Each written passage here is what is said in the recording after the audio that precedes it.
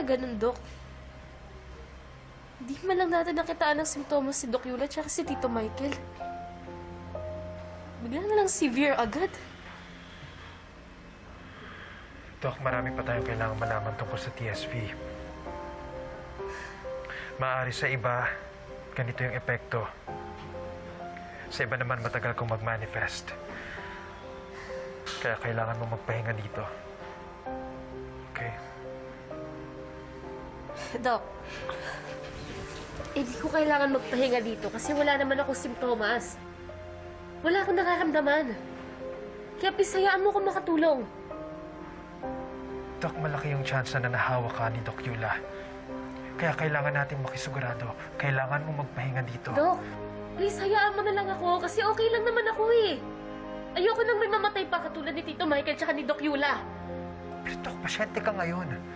Kailangan mong ipahinga yung katawan mo. Kailangan mo magpagaling. Doktor pa rin ako. At kung mamamatay man ako, hindi ako mamamatay na pasyente. Mamamatay ako na ginagawa ko yung tungkulin ko. Mamamatay akong doktor.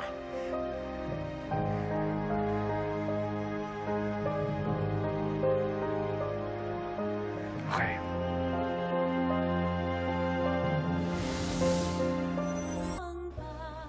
Nurse Ara, babalikan ko na lang kayo ha. Ikaw na bahala sa patient. Okay, Sige po.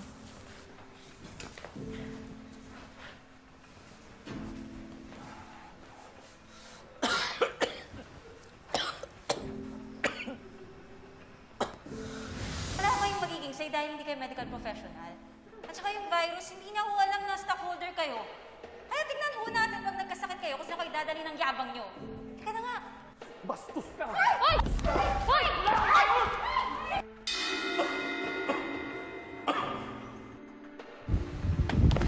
Kung hindi ka naman makakatulong sa problema, eh huwag ka nang dumagdag. Nilalagyan na nga namin yung buhay namin sa panganib eh.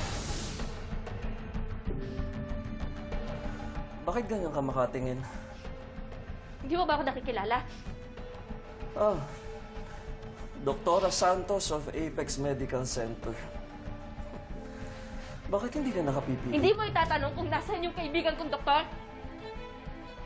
Sino? Yung bastos at mayabang? Doktora Yula Sarmiento yung pangalan niya. Third year general surgery resident.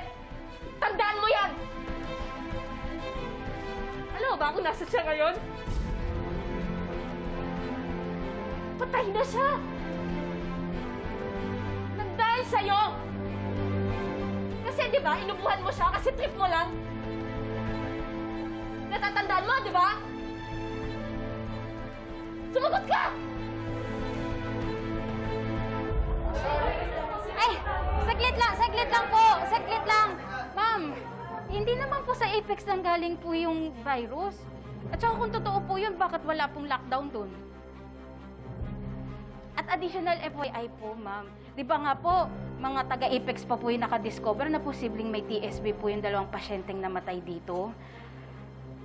Kaya po, ma'am, please lang po, wag na lang po kayong mag-spread po ng fake news.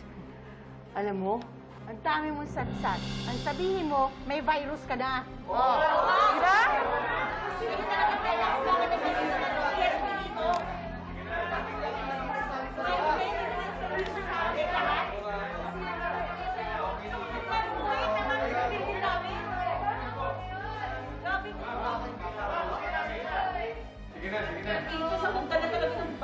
Ma'am, pwede po ba wag niyo na lang pong ipilit po na meron po akong sintomas? Kasi di ba po nurse po kayo, tingnan niyo naman po, wala naman po akong ebidensya na meron pong sintomas ng virus. Pwede po ba tuloy na lang po natin yung pagtulong natin sa mga pasyente po dito? Wag na lang po tayo magmarites. Okay po ba yun? Sige po. FYI din, ha? Tapos na yung duty ko. At saka naka-vacation leave na ako. Alam mo, hindi namin deserve to. Dapat nga nagpapahinga na kami, umuwi na kami. Dito pa kami mahahawa eh.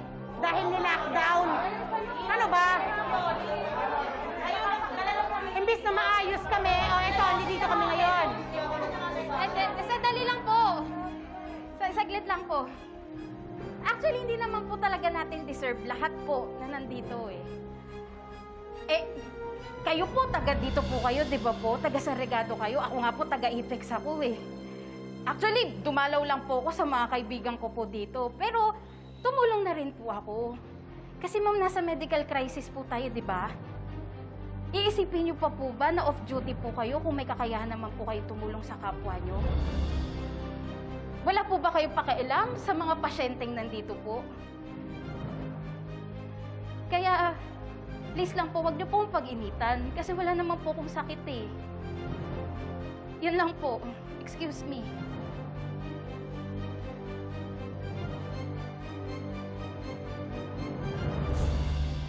Alam mo ba? Kung anong dapat gagawin niya pagkatapos nito?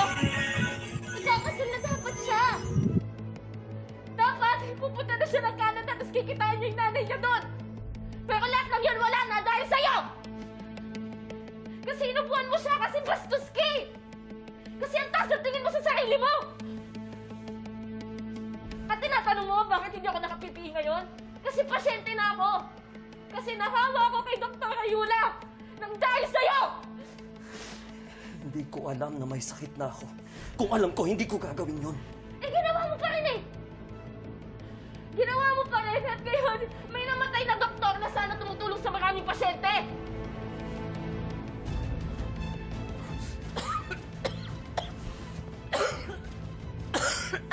Nurse! Ano Tulungan yung mo ako! nararamdaman mo? Hindi ako makahinga. Umalis ka dito. Ayoko sa'yo! Nurse! I'm sorry kung may mga nasabi po akong mali kanina. Kaibigan po ni Dr. Ayula yung kausap ninyo eh. Pero ngayon ako po si Doc Annalyn. Kaya sagutin niyo po ako, ano po